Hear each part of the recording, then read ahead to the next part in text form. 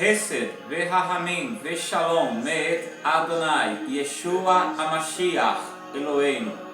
Graça, misericórdia e paz da parte do Senhor Jesus Cristo, o nosso Deus. Vamos fazer uma leitura no livro de João, capítulo 3. Conhecer um pouquinho mais das Escrituras, um pouquinho mais do plano de Deus. Diz assim, João capítulo 3, a partir do versículo 1. Havia um fariseu chamado Nicodemos, líder religioso entre os judeus. Certa noite, veio falar com Jesus e disse, Rabi, todos nós sabemos que Deus enviou o Senhor para nos ensinar. Seus sinais são prova de que Deus está com o Senhor. Jesus respondeu, eu lhe digo a verdade, quem não nascer de novo não verá o reino de Deus. Como pode um homem velho nascer de novo? Perguntou Nicodemos.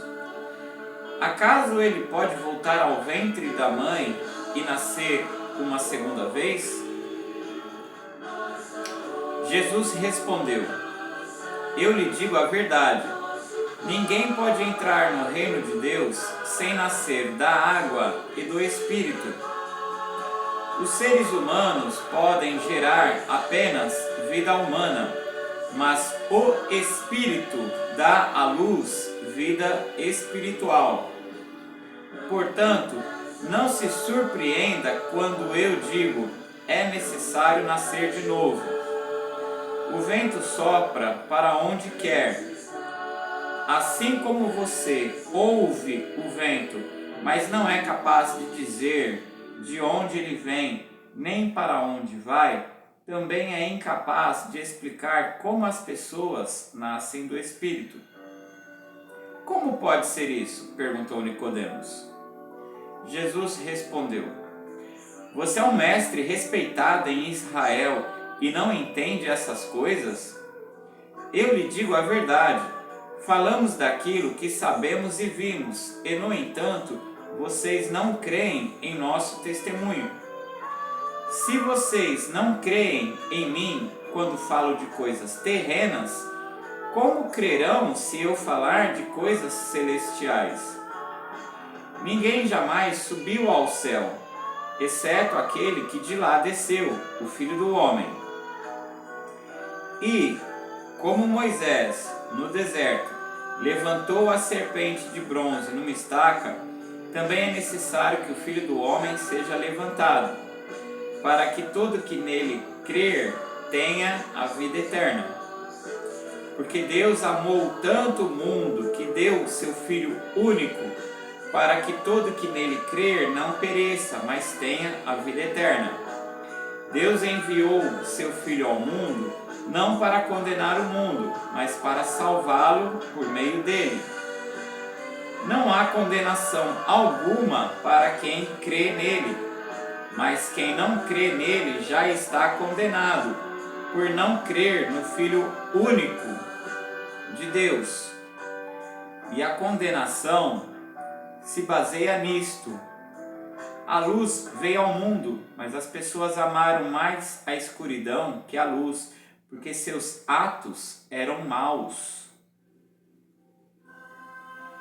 Quem pratica o mal odeia a luz e não se aproxima dela, pois teme que seus pecados sejam expostos. Mas quem pratica a verdade se aproxima da luz, para que outros vejam que ele faz a vontade de Deus. Então encerra aqui no versículo 21. Vamos retornar e comentar um pouco. João capítulo 3, versículo 1. Havia um fariseu chamado Nicodemos, líder religioso entre os judeus. Então, Nicodemos estava crendo em Jesus, através dos sinais que Jesus realizava, não por um motivo aleatório, mas porque ele conhecia as profecias bíblicas do Antigo Testamento que se referem ao Messias, que iria fazer com que os coxos andassem, né, com que os cegos vissem, com que os surdos ouvissem, né, com que os de joelho vacilante deixassem de tropeçar. Claro que essas profecias, quando haviam sido escritas, denotavam um significado espiritual. Elas eram uma alegoria, né? Elas eram talvez um eufemismo, era um vício de linguagem, representando que as pessoas seriam curadas de sua rebelião, seriam curadas de sua cegueira de ler a palavra de Deus e não compreender, seriam curadas da sua surdez de escutar a palavra de Deus, a vontade de Deus e não cumprir, seriam curadas da sua rebelião, do seu coração incircunciso, né? Deixariam de viver pecando premeditadamente e passariam a viver em santificação, porque foi uma ordem de Deus. Sejam santos, porque eu, o Senhor, o vosso Deus, sou santo. A pessoa não deve se santificar para ser salva. Não há como o ser humano se salvar por si próprio. A salvação, ela é um ato de Deus, né? Quando a pessoa crê em Deus, ela é salva pela graça, graças ao sacrifício de Jesus. Mas a santificação é uma consequência dessa salvação. A pessoa que não se santifica denota que não está salva, mesmo dentro de uma igreja, mesmo tendo supostamente se batizado, na verdade tomou um banho. Mesmo contribuindo com dízimo, com oferta, se ela não vive uma vida de santificação, ela não está salva. A Bíblia é clara em dizer isso, de Gênesis a Apocalipse, né? Também a Bíblia é clara em dizer que a pessoa se convertendo a Deus, se convertendo a Jesus, ela abandonaria o pecado, ela passaria a abominar o pecado. Foi prometido que a pessoa receberia o Espírito Santo quando cresce, de forma a ter uma nova vida. É o que a gente vai ver exatamente aqui, por exemplo, é um dos trechos. E contrariando a falsa crença de que os judeus não creem em Jesus, que os judeus rejeitaram a Jesus, generalizando, né? Lembrando, como foi lido aqui no outro vídeo, Romanos, que esse endurecimento de Israel, dos judeus, em parte faz parte de um plano de Deus. Depois que se completar o tempo dos gentios, o número de pessoas gentílicas que hão de se converter, depois que acontecer o arrebatamento, depois que acontecer o convencimento, né, da grande multidão, durante a grande tribulação, né, na segunda vinda de Jesus, todos os judeus vão se converter, todos os judeus serão salvos.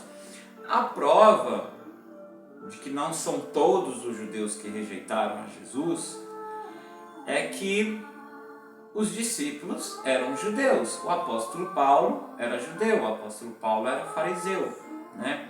O que é um fariseu? É um seguidor firme do judaísmo, né? Se esforça muito em obedecer às regras do judaísmo, não só a lei oral, que são os mandamentos que Deus fez com os judeus, como, não só a lei escrita, que são os mandamentos que Deus fez aos judeus, como eles também seguem ferrenhamente a lei oral, que são interpretações humanas que os seres humanos fizeram sobre a lei de Deus, complicando o que seria servir a Deus no judaísmo. Jesus criticou diversas vezes essa lei, né? Os ensinamentos humanos, que complica. Vou citar um exemplo. Deus proíbe no Antigo Testamento o judeu ferver, né, a cabra, ou ferver o novilho, né, o bezerro, no leite da sua mãe. Você vai preparar uma comida e você não pode fazer, digamos, um estrogonofe de carne, né, com leite, porque eles criavam gado, né, eles criavam gado. Então não pode fazer o estrogonofe, né, de um bezerro, um filhote cozinhado no leite da própria mãe dele. Isso, além de denotar uma extrema crueldade que pode implantar no coração daquela pessoa atos de crueldade, como se chama? Requintes de crueldade, né? Como também se diz ser uma prática, não acho por menos, né? Não uma espécie de bruxaria. Não acho nem um pouco difícil, praticada no paganismo. Os judeus esticaram esse mandamento, dizendo que você não pode, numa mesma refeição, comer carne e derivados de leite, como queijo. Então, então isso aqui foi ampliado, mas a Bíblia não diz exatamente isso, que você não possa comer um bife e de sobremesa comer um iogurte. Os judeus praticam isso, mas não por causa de um mandamento de Deus direto, mas por causa de interpretações humanas, interpretações talmídicas, né? Que várias outras Jesus vai confrontar. Eles chegam ao ponto, os judeus chegam ao ponto de ter um prato azul para comer alimentos derivados de leite, como mingau, e um prato vermelho para comer alimentos derivados de carne, vamos dizer um bife. Eles chegam ao ponto de ter 2 pias para lavar a louça, 2 pias, uma para lavar o prato onde ele comeu carne, a outra para lavar o copo que ele bebeu leite. E eles não fazem isso no mesmo dia. Um dia eles vão comer só carne, o outro dia eles vão comer só derivados do leite.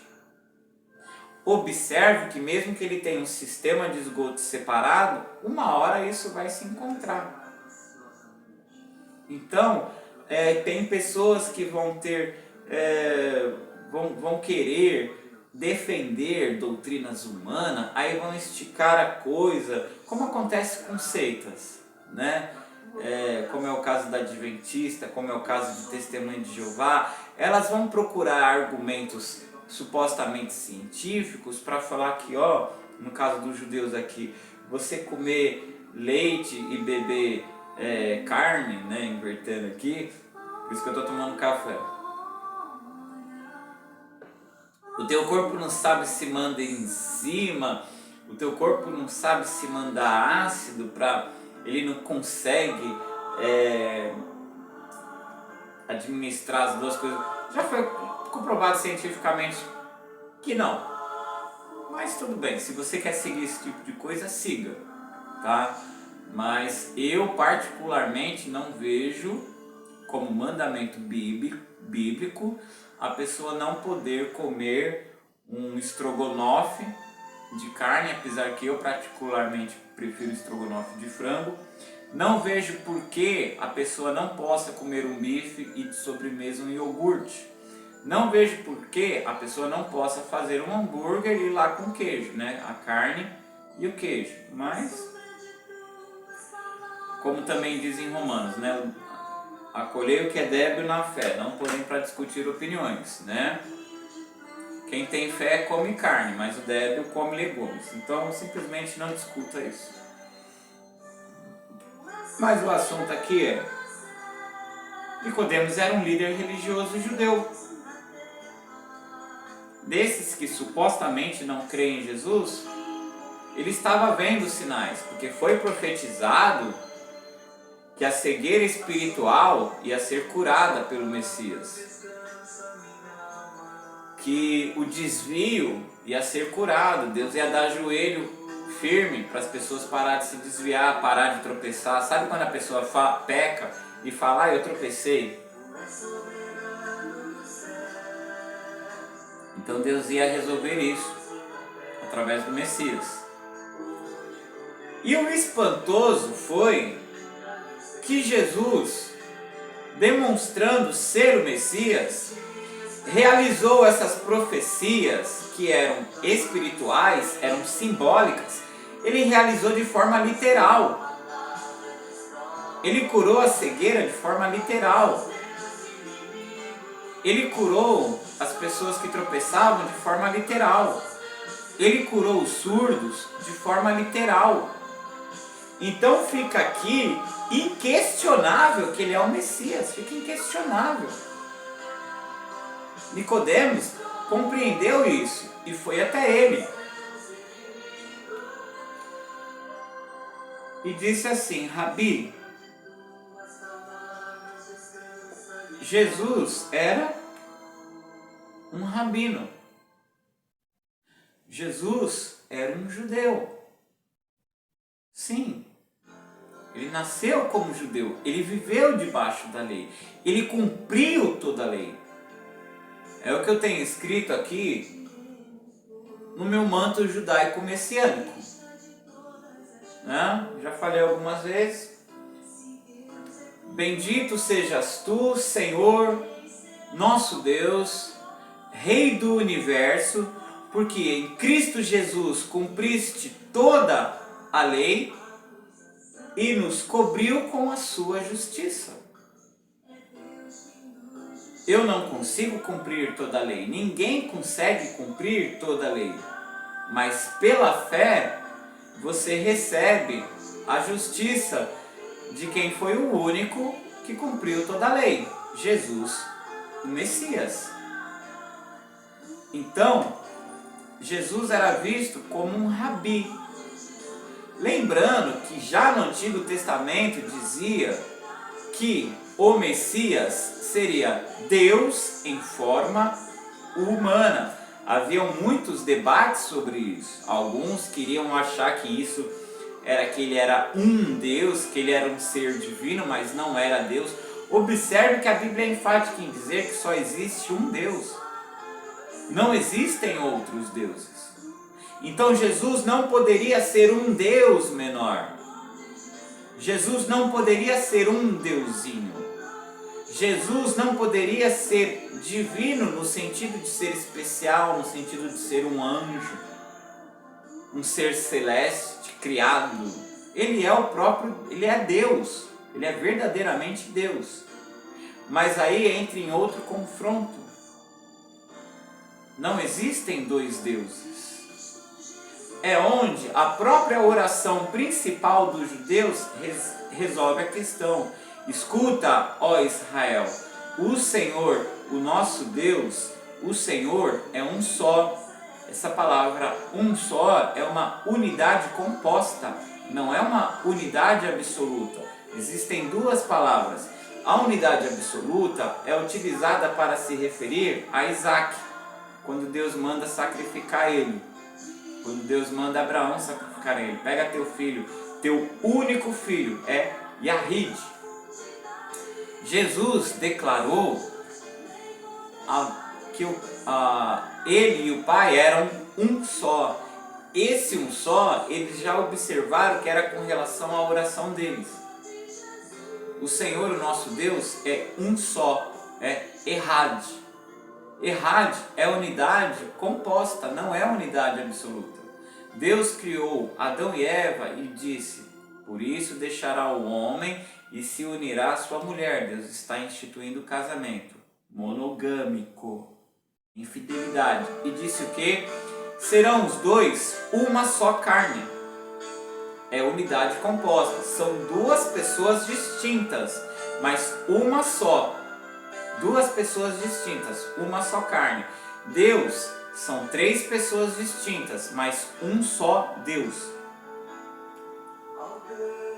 Então, qualquer pessoa, judeu ou teólogo, se ela crê e abraça veementemente numa interpretação, ela vai ser obrigada a rejeitar outros pontos da Bíblia, ela estará em pecado. Isso acontece com judeus que aceitam a Jesus, mas não reconhecem a sua divindade. Isso acontece com cristãos que conhecem a verdade de que não existe mais dons, de que o culto cristão deve ser feito com decência, não com loucura, mas que eles acham que uma vez salvo, está salvo para sempre, que pode pecar à vontade, porque foi Deus que determinou seus pecados, como ensina João Calvino. Se você está crendo em João Calvino acima da Bíblia, você está em pecado. Você vai ter que rejeitar todos os outros pontos da Bíblia que diz que é você que faz uma escolha entre pecar e entre se santificar. Se você é um judeu, aceita a Yeshua, o Mashiach, mas você não aceita que ele é El Gibor, Abiod, você está em pecado. Você não aceita que ele é o Deus herói. Achei tão bonita as traduções que colocam Deus poderoso. Aceitas Testemunho de Jeová, quer falar que ele é um Deus menor do que o Deus Todo-Poderoso, mostrando aí que elas creem em dois deuses. Na verdade elas creem em diversos deuses. As Testemunhas de Jeová chamam Jesus de um Deus com D minúsculo, ao passo que elas chamam Satanás de Deus com D maiúsculo. Elas se declaram os gafanhotos de Apocalipse e falam que o rei delas é o destruidor. São satanistas disfarçados, mas tem hora que elas se assumem satanistas. Esses são alguns desses momentos.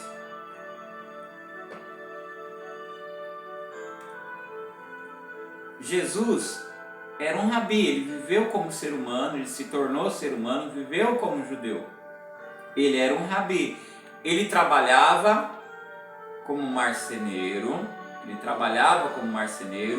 por vezes ele se vestia como um pescador, ele também poderia pescar. Jesus tem várias roupas, ele não andava só de uma forma, tá?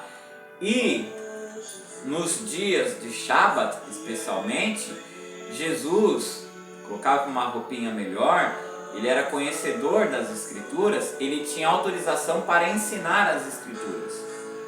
Ele ensinava, Jesus ensinava, ele era visto como um rabi, um rabino. O problema era que teve momentos em que ele causou assim escândalo para os judeus que não criam, porque ele abria as profecias demonstrando que ele era o Messias. Ele aproveitava a oportunidade de ser um rabi, de poder pegar o rolo das Escrituras. Ele pegou o rolo do livro de Isaías, abriu em Isaías 61, lia uma passagem que falava sobre o Messias, que quem não cria nele percebeu que estava se cumprindo através dele, e ele, para piorar a situação na mente deles, falou: hoje se cumpre o que está escrito aqui. Então ele abertamente, como rabino, se declarou o Messias. Aí Nicodemos estava crendo, mas estava com medo de assumir. Então ele foi de madrugada, certa noite, para não ser visto, escondidinho, ele foi até Jesus. e quis dar aquele elogio para Jesus, para ver o que Jesus falava. Jesus, conhecendo a intenção do coração dele, já foi direto a um ponto de maior importância. Não pegou o elogio e falou, ó, muito obrigado, né? Tem pregador que gosta de pompas, né? Ser aplaudido, ser reconhecido como você é um grande homem de Deus. Está errado. O próprio Jesus, sendo Deus, não aceitou esse tipo de elogio por conhecimento, né? Quantos não se declaram reverendo? Reverendo significa digno de reverência. Digno de reverência é só Jesus, que é o santuário de Deus, de forma literal. Ele é o tabernáculo que Deus poria entre nós e habitaria no meio de nós. Isso aconteceu quando Jesus nasceu, tá? Já cortou o elogio dele aqui, já foi, ó. Eu lhe digo a verdade, quem não nascer de novo não verá o reino de Deus. Nicodemos perguntou, como pode um homem velho nascer de novo? Ele não entendeu. Acaso ele pode voltar ao ventre da mãe e nascer uma segunda vez? Aqui ele está citando o livro de Jó. Jó, se você ler o livro de Jó, você vai ver lá, quem dera se eu pudesse voltar para o ventre da minha mãe. O desejo de Jó aqui era retroceder no tempo, né? Aconteceu os desastres na vida de Jó. Ele tanto desejou a morte como ele desejou retroceder.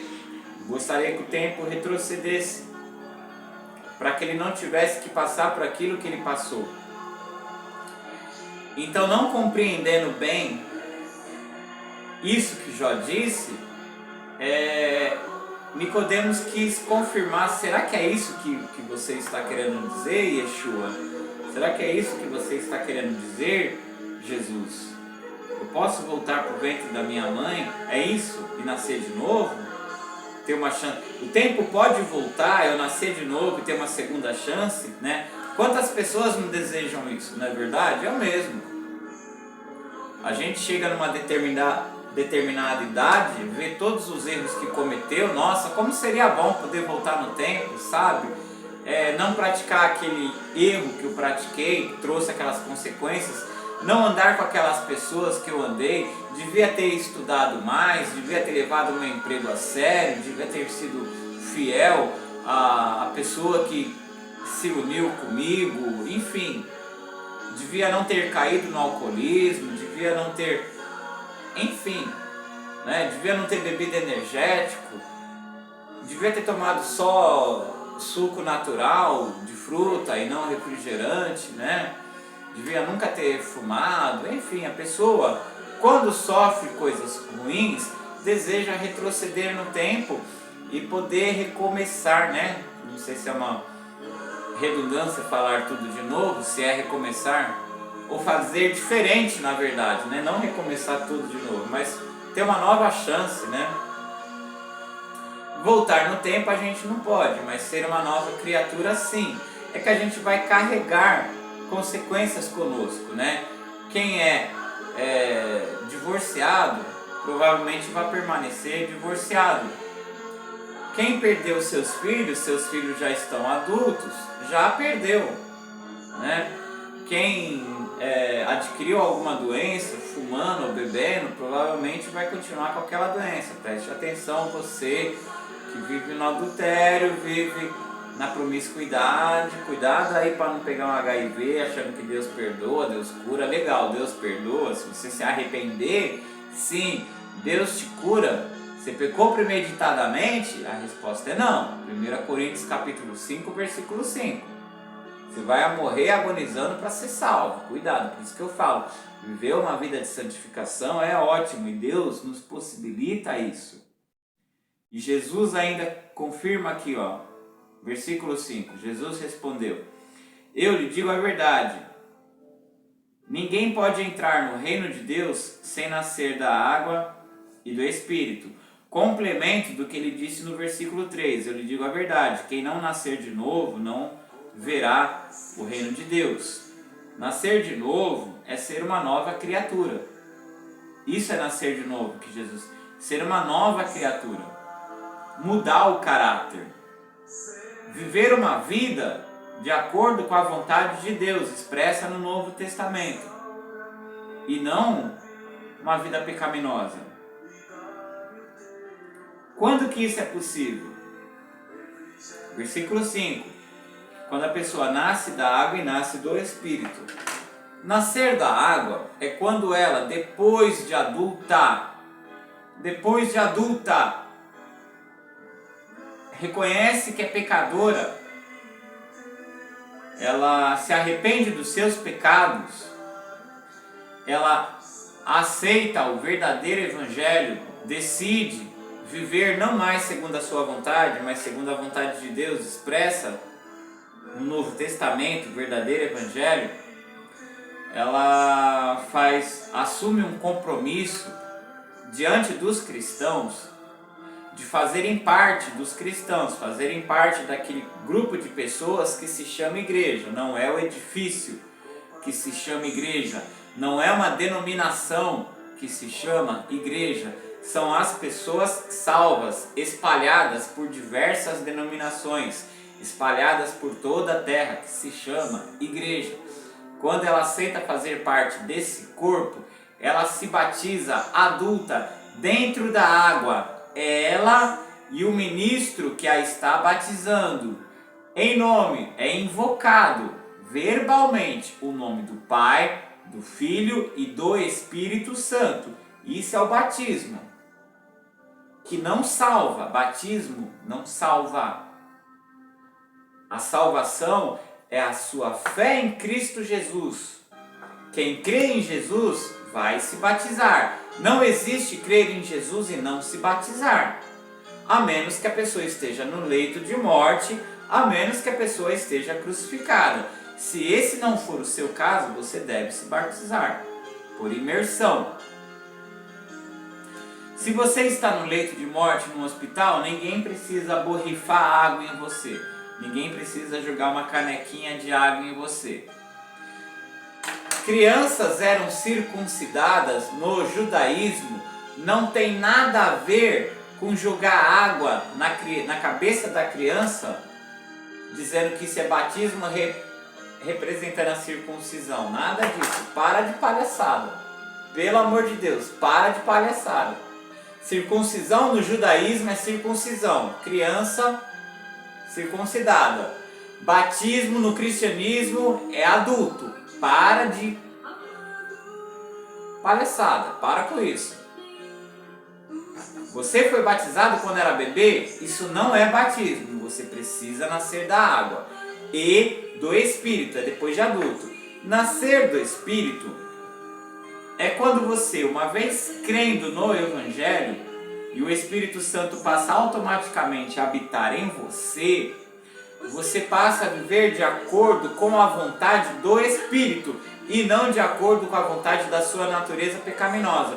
Isso já foi dito em outro vídeo, eu não quero me alongar aqui, mas se eu não me engano, Romanos foi a partir do capítulo 8. Várias partes da Bíblia vão dizer isso. Nascer do Espírito não é uma coisa que acontece depois da conversão, onde a pessoa fica falando palavras sem nexo. Não é isso. Nascer do Espírito é quando você firmemente vive a vontade de Deus e não a sua natureza pecaminosa.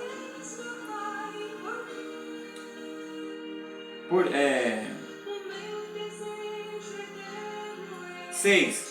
Os seres humanos podem gerar apenas vida humana, mas o Espírito, quando o Espírito Santo vem habitar em você, dá à luz vida espiritual. É um novo ser dentro de você. Qual que é o seu nome? João. O Espírito Santo faz habitar em você um novo João. Você tem a capacidade de ser o João conforme a vontade de Deus, e não o João conforme o pecado. Teu nome é Maria. O Espírito Santo, quando você aceita o Evangelho, faz você ser uma nova Maria. Alguém que não mente mais, alguém que não adultera mais. Você é uma Maria espiritual, alguém que é fiel, alguém que não mente. alguém que adora a Deus, alguém que se veste decentemente. É isso que o Espírito Santo realiza em nós. Não loucura, não ficar rodando, não ficar balbuciando palavras. É algo que acontece quando você se converte, não é algo que você tem que buscar. Você tem que simplesmente se colocar à disposição. Isso é se encher do Espírito, é se colocar à disposição do Espírito. Quando a pessoa se enche de bebida alcoólica, ela se coloca no domínio do álcool. Você perde o controle. Quando você se enche do Espírito, você se coloca à disposição do Espírito. Você se enche de autocontrole. Você não vai praticar loucura, muito pelo contrário. 7. Portanto, não se surpreenda quando eu digo, é necessário nascer de novo, é ser uma nova criatura. O vento sopra onde quer, né? Não se sabe de onde vem, não se sabe para onde ele vai. Assim é toda pessoa que é nascida de Deus, né? Outras traduções aqui. Então, a sua vida passa a estar nas mãos de Deus. Você não se preocupa mais com amanhã, né? Eu estava planejando trabalhar hoje, né? Eu trabalho com vendas. E hoje é domingo. Hoje seria o meu melhor dia, só que eu tenho que chegar cedo, porque da meio-dia não vende mais nada. O que aconteceu? Cedo estava chovendo. Agora já passou do meio-dia. Agora não vende mais nada. Eu fiquei em casa. Deus proverá, né? Eu tenho que trabalhar, comprar minhas coisas, né? Vai acabar o café, produto de limpeza, a mistura dá para hoje. Então, o dia de hoje está garantido, louvado seja Deus. Vou me dedicar ao estudo bíblico, vou me dedicar ao ensino bíblico. Não sou eu que defino a minha vida. Deus, eu e outras pessoas não sabem de onde vim, não sabem para onde eu vou. Toda pessoa nascida do Espírito Santo é assim. Ninguém pode falar, eu conheço ele. Não, você se torna uma nova criatura. Todo mundo, aspas, pode me conhecer do semáforo vendendo bala. Amanhã eu posso estar numa empresa. Amanhã eu posso estar em outro país pregando o evangelho. É Deus quem vai providenciar. Desde do pão que eu vou comer até a profissão que eu vou exercer, a condição financeira que eu esteja, meu estado de saúde. Amanhã eu posso estar no hospital entre a vida e a morte, não sei. Se amanhã eu estiver no hospital entre a vida e a morte, você pode ter certeza que eu vou estar virando para a pessoa que está do meu lado entre a vida e a morte, falando de Jesus para ela. Toda pessoa nascida do Espírito Santo é assim, não sabe de onde veio, não sabe para onde vai. A sua vida está na mão de Deus. E ninguém te define, eu conheço ele é isso, ele é aquilo, não. É uma nova criatura. Aquela pessoa que você acha que conhecia, morreu. Nasceu uma nova pessoa. Isso é o batismo. Tá?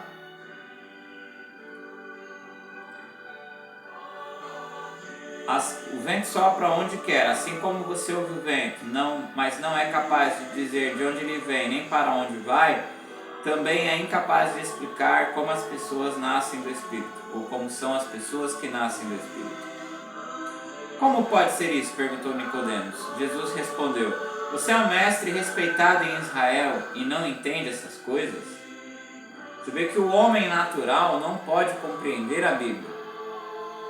Somente você aceitando a Jesus Cristo como único e verdadeiro Deus, você crendo em Cristo, como diz as Escrituras, Ele é Deus, verdadeiro ser humano, verdadeiro Deus. Ele ressuscitou em corpo, Ele tem as duas naturezas, a natureza humana e a natureza divina. Ele ressuscitou em corpo, Ele virá de forma visível, Ele não vai vir invisível. Quando ele morreu na cruz, ele já fez a purificação dos pecados. Não há mais nada a ser feito depois. Não existe juízo investigativo. Somente quando você crê, como diz a Bíblia em Jesus, é que você recebe no teu interior rios de água viva. É o Espírito Santo que vai jorrar para a vida eterna, sua e daqueles que crerem na tua palavra, observarem o teu viver e desejarem para si esse mesmo Jesus. A pessoa que não aceita isso não pode compreender a Bíblia, muito menos explicar.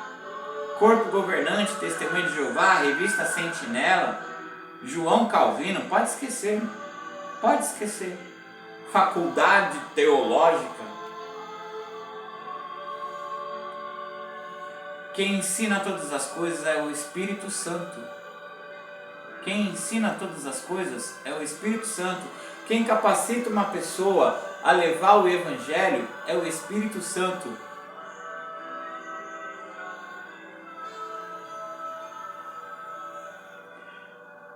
Eu digo a verdade, falamos daquilo que sabemos e vimos, e no entanto vocês não creem em nosso testemunho. Se vocês não creem em mim quando falo de coisas terrenas, como crerão se eu falar de coisas celestiais? É o caso da gente explicar que Jesus é Deus e homem ao mesmo tempo. É o caso de se explicar que Deus é um só, se manifestando simultaneamente como três pessoas distintas. O ser humano pode até não compreender isso, mas ele pode simplesmente aceitar. Lembre-se que nosso raciocínio é limitado, nós somos seres criados, Deus é infinito. Por isso que o reino dos céus é para as pessoas que crerem como uma criança, aceitarem como uma criança.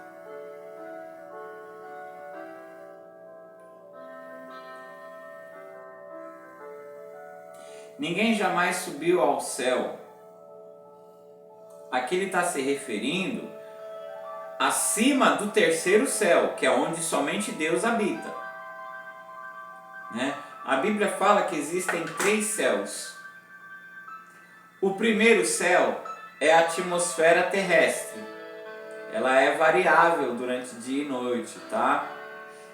Mas as ondas de rádio que sobem e refletem demonstram aí esse limite, como se fosse uma camada, como se, né? O ar vai se tornando rarefeito, não é uma parede, uma membrana, tudo bem. Só que existe uma definição do que é a nossa atmosfera. Essa definição, ainda que variável, é o primeiro céu. O segundo céu, a gente pode colocar como nosso sistema solar. É o segundo céu. O nosso sistema solar, a Via Láctea. O terceiro céu é o universo em expansão. Deus disse: haja luz, houve luz, que foi o Big Bang. Então o universo ainda está se expandindo. Essa expansão também é variável, ela está aumentando o tamanho.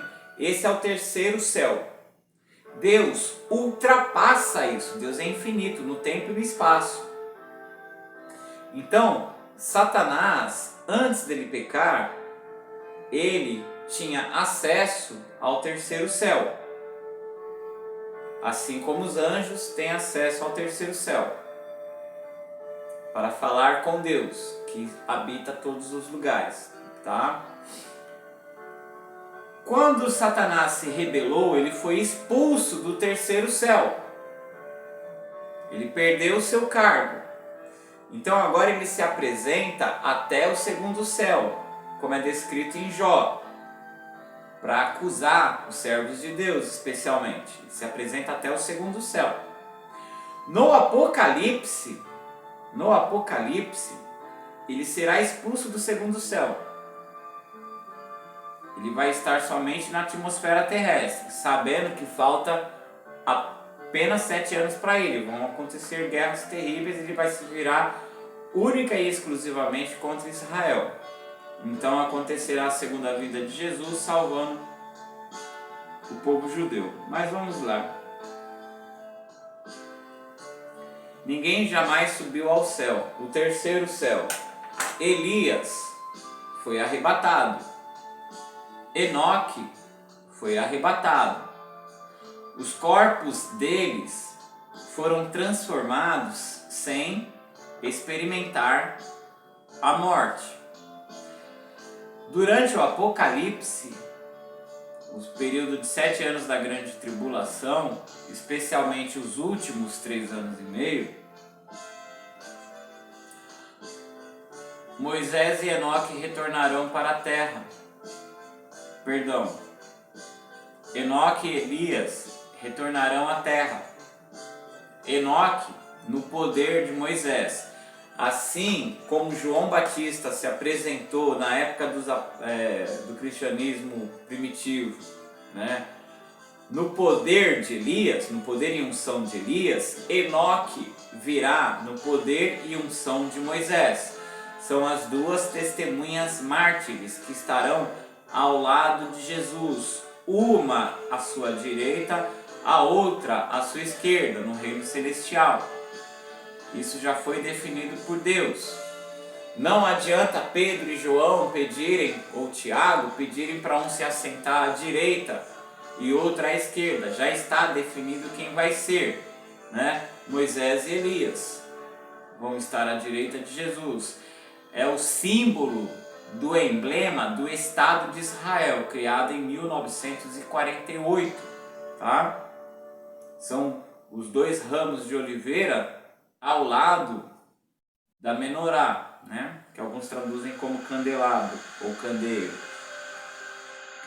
Então as 2 testemunhas mártires do Apocalipse serão Enoque no poder de Moisés e Elias, que virá. Enoque vai estar profetizando as nações, que Jesus virá para destruir todas elas, a oportunidade de salvação já passou.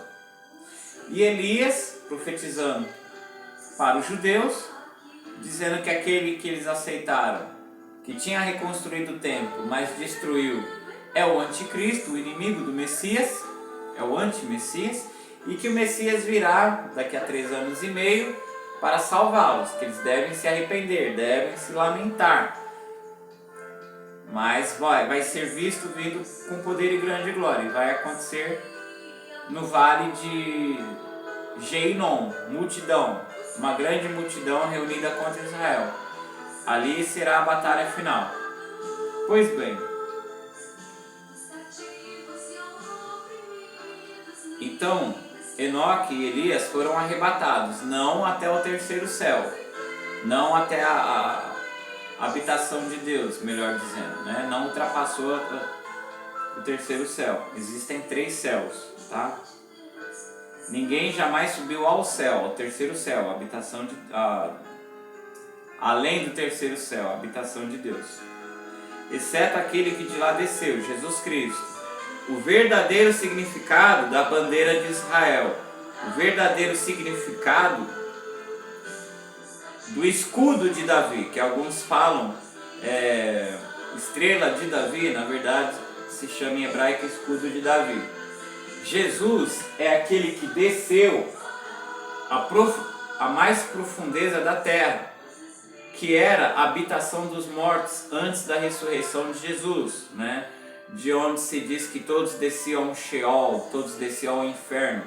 A palavra Sheol, a palavra inferno, não indica nesta palavra tormento, significa lugar inferior, né? Porém, habitação dos mortos, porém, a Bíblia explica que os ímpios estão lá em tormento, é uma camada. Existe um lugar ainda mais profundo onde demônios estão ali em tortura, é o Tártaro. Mas os mortos da antiga aliança, Abraão, Isaque e Jacó, estavam lá por causa do pecado de Adão, não em tormento. Jesus foi lá onde estavam essas pessoas que não estavam sendo torturadas e pregou para elas. Elas aceitaram a ele e então Jesus subiu ao mais alto céu, onde ele já estava, no trono de Deus. E agora, os santos do Antigo Testamento estão diante do trono de Deus, não especificamente além do 3º céu. Mas vamos aqui.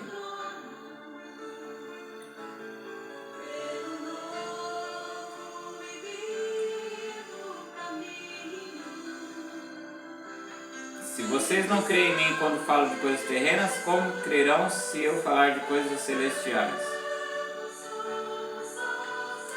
E 14. Como Moisés no deserto levantou a serpente de bronze numa estaca, também é necessário que o Filho do Homem seja levantado. A serpente de bronze foi posto numa estaca. A Bíblia judaica completa traz que Jesus foi posto numa estaca como criminoso. A palavra grega que nossas Bíblias trazem cruz significa não apenas estaca, significa forca e também significa cruz, que é uma palavra latina que vai surgir na Vulgata Latina, que é uma tradução que vai surgir depois, sim, mas historicamente se sabe que Jesus morreu numa cruz. A palavra estaca, a palavra grega estaca também significa cruz, tá? Não é porque a serpente foi posta numa estaca que Jesus tenha sido posto não numa cruz. Compreenda que é a mesma palavra. Eu não posso dizer que aquela palavra significa estaca e não cruz, porque eu também poderia falar que Jesus foi enforcado. A grande questão é, forcar não derrama sangue. Jesus derramou o seu sangue. Outra coisa, Tomé quis ver as marcas dos pregos nas mãos. Isaías 8:8 demonstra que Jesus morreu de braços abertos, tá? Era uma cruz. Ainda que alguma tradução traga estaca, é a mesma palavra que é utilizada. Sabe-se que era uma cruz, tá? Para que todo que nele crer tenha a vida eterna, creia em Jesus. Porque Deus amou tanto o mundo que deu seu Filho único. Aqui, a melhor tradução é unigênito.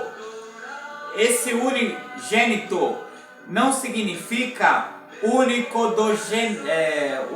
único gerado. Esse unigênito significa único da espécie, único do mesmo gene. Jesus é o Filho de Deus no sentido de que ele é Deus. Filho de gato é gato, filho de cachorro é cachorro, filho de ser humano é ser humano. Jesus é o único Filho de Deus. Filho de Deus é Deus. Quando Jesus disse isso, os judeus quiseram apedrejá-lo. Jesus perguntou: por qual boa obra vocês estão querendo me apedrejar?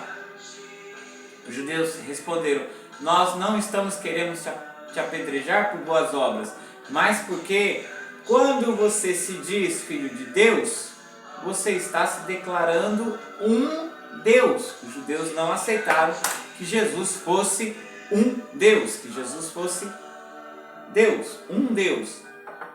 Aí depois ele explica, né? Eu não sou um Deus. O Pai está em mim e eu estou no Pai. Eu e o Pai somos um. Então ele demonstra que Jesus não era um Deus. Jesus é o Deus. Uma outra, que dentro da divindade existem 3 pessoas. Que Deus não é uma unidade absoluta. Deus é uma unidade composta. Essa é a oração do Shema. Escuta, ó Israel, o Senhor, nosso Deus, o Senhor é um só. É unidade composta. Então, Deus deu o seu Filho unigênito para que todo aquele que nele crê não pereça, mas tenha a vida eterna. Por amor ao ser humano. Quem nele crê não pereça. 18. Não há condenação alguma para quem nele crê. Ele derramou o seu sangue em substituição à nossa condenação. Se você rejeitar, você ainda estará debaixo de condenação. Quem não crê já está condenado por não crer no Filho único de Deus, o Filho unigênito. E a condenação se baseia nisto. A luz de Deus, Jesus, veio ao mundo, mas as pessoas amaram mais a escuridão, os pecados, que a luz, a santificação, a santidade, porque seus atos eram maus.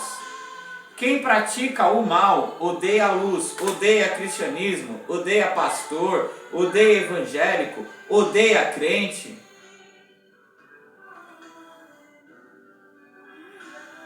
E não se aproxima, pois temem que seus pecados sejam expostos.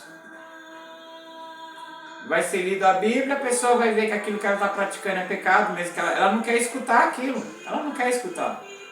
Quando vai para uma igreja oba-oba, que não prega nada contra o pecado, fala, olha, você já está salvo, pode pecar à vontade. Foi Deus que determinou os seus pecados. Quando você peca, você não está pecando. É Deus que escolheu você pecar. Isso é o calvinismo. Calvinismo é isso. Você acha que eu tenho que crer em Calvino ou estudar Calvino para pregar? Você acha que eu vou dar pontuação para você? João Calvino morreu no meu lugar? O sangue de João Calvino salva? João Calvino apodreceu, porque ele é teu Deus. Eu falo assim porque ele é teu Deus. João Calvino é o Deus do calvinista. Esse ministério é tradicional. Ele não aceita a loucura pentecostal. Ele não aceita as heresias, a vaidade, não é vaidade a palavra. Não é arrogância, sumiu a palavra. Quando a pessoa só quer dinheiro, dinheiro, dinheiro. Dos neopentecostais. Só que também não tem como aceitar João Calvino.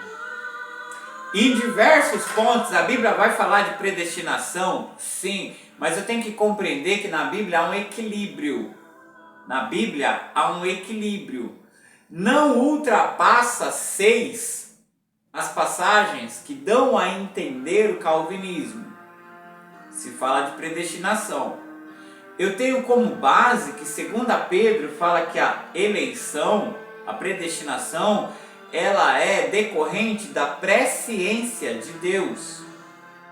Todo o restante da Bíblia, uma maioria esmagadora, fala que o ser humano escolhe entre crer e não crer, entre viver em santificação e entre pecar deliberadamente. Quem escolher se santificar por crer em Jesus será salvo. Quem escolher viver pecando deliberadamente não está crendo em Jesus, que ordenou que nós não pecássemos, porque recebemos uma nova natureza. Se não está crendo em Jesus, não está salvo. Você não precisa achar que uma vez está salvo para sempre para pecar, porque Jesus vai virar para você e falar assim, ó, nunca te conheci, você nunca esteve salvo. Eu não preciso contra-argumentar falando que a salvação se perde.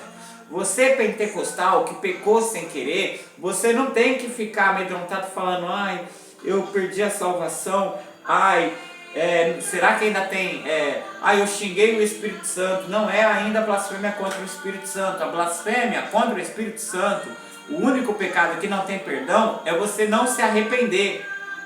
Esse é o único pecado que não tem perdão, quando a pessoa morre sem se arrepender do pecado. Você se afastou, volte. Você pecou, se arrependa, peça perdão. É para isso que você participa do pão e do cálice, depois de ter feito uma alta análise. Não é ninguém que te proíbe de tomar a Santa Ceia. Não é ninguém que te proíbe de tomar a Santa Ceia. Analise-se cada pessoa a si mesmo e então coma, não deixe de participar. Você não deve deixar de se arrepender. Esse é um momento propício para, se você não se arrependeu ainda, não espere a ceia para se arrepender também, né? Que não é arrependimento. Mas se chegou a esse ponto, se arrependa no momento da ceia, onde normalmente se faz uma pregação especial, voltada para a pessoa compreender o que foi a crucificação e deixar de querer viver de acordo com a própria vontade e aceitar viver para Deus. Quem pratica o mal odeia a luz e não se aproxima dela, pois teme que seus pecados sejam expostos pela palavra. Não é demônio de adivinhação que tem igreja pentecostal não, tá?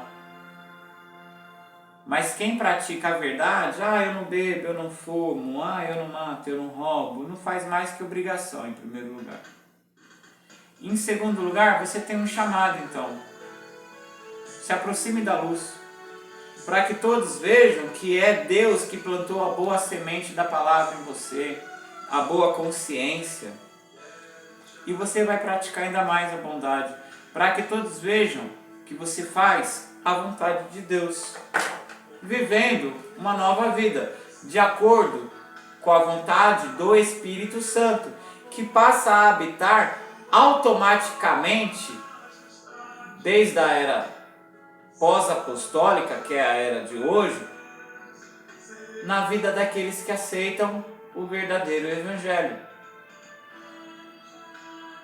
Você participa do pão e do suco de uva, após ter sido batizado, após ter sido discipulado.